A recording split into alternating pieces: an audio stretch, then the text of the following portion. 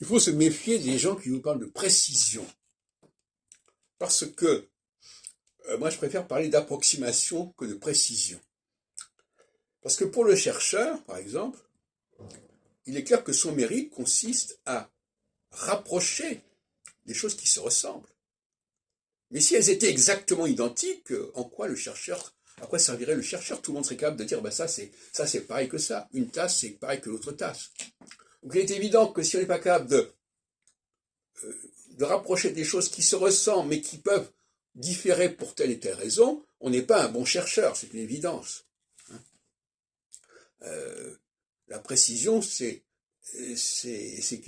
pas, imaginons quelqu'un qui ne connaisse pas un certain domaine et à qui on lui donne des fiches pour poser des questions, par exemple pour questions pour un champion, etc.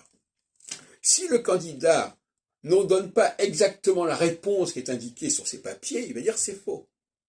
Mais s'il connaît un petit peu la question, il dira oui, c'est à peu près ça, ça correspond.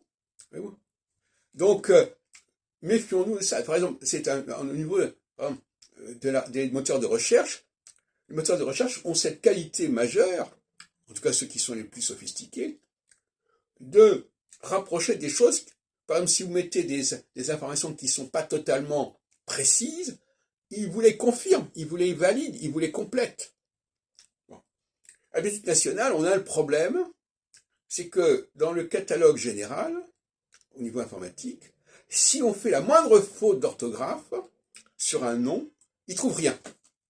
Et ça, c'est pas normal.